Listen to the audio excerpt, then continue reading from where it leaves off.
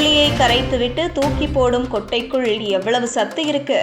இனிமேல் ஒரு முத்தை கூட வேஸ்ட் பண்ணக்கூடாது. புளியங்கொட்டை என்றதும் பல்லாங்குழி விளையாடத்தான் பாதி பேர் பயன்படுத்துறாங்க. இல்லை என்றால் வந்த விலைக்கு விற்று விடுகிறார்கள். அதுவும் கிராமங்களில் மட்டும்தான் இந்த புளியங்கொட்டையை பார்க்கவே முடியும். நகர்ப்புறங்களில் பார்ப்பது கடினம்தான். ஆனால் சமீபத்தில் ஒரு செய்தி இணையத்தில் பரவுகிறது. புளியங்கொட்டை சாப்பிட்டால் ஆர்த்ரைட்டிஸ் குறையும்னு செய்திகள் பரவலாக பேசப்படுகிறது. மூட்டு வலி, வீக்கம் மாதிரி பிரச்சனை உள்ளவர்களுக்கு இது ஒரு புதுசா கேட்கும் விஷயமாக இருந்தால் பலருக்கும் ஆர்வம் எழுந்திருக்கு.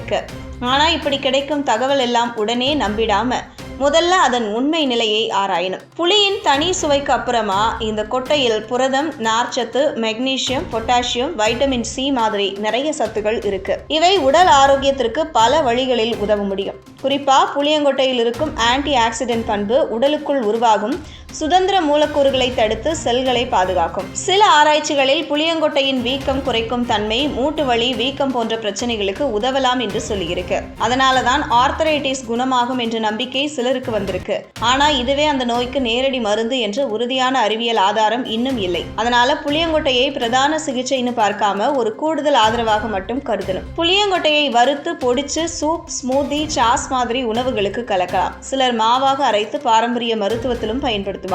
இது செரிமானத்தை மேம்படுத்த, கொலஸ்ட்ராலை குறைக்க, உடல் சக்தியை அதிகரிக்க உதவலாம். வைட்டமின் சி நோய் எதிர்ப்பு சக்தியை உயர்த்தும். மெக்னீசியம், பொட்டாசியம் எலும்பு, மூட்டு ஆரோக்கியத்திற்கு பலன் தரும். ஆனா எவ்வளவு அளவுக்கு சாப்பிடுறது அப்படின்றது முக்கியம். அதிகமாக எடுத்துக்கிட்டா குமட்டல், வாந்தி, வயிற்றுப்போக்கு மாதிரி பிரச்சனைகள் வரும். இரத்த மெலிதாக்கும் மருந்துகள் எடுத்துக்கிறவர்களுக்கு அபாயம் கூட. புளியங்கொட்டைக்கு அலர்ஜி இருந்தா முற்றிலுமா தவிர்க்கணும்.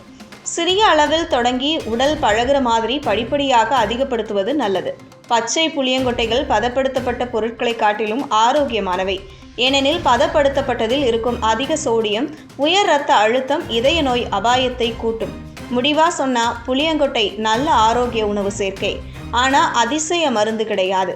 மருத்துவரின் ஆலோசனையோடு மற்ற சிகிச்சைகளோடு சேர்த்து அளவோடு பயன்படுத்தினா உடல் நலத்திற்கு நிச்சயம் ஆதரவாக இருக்கும்.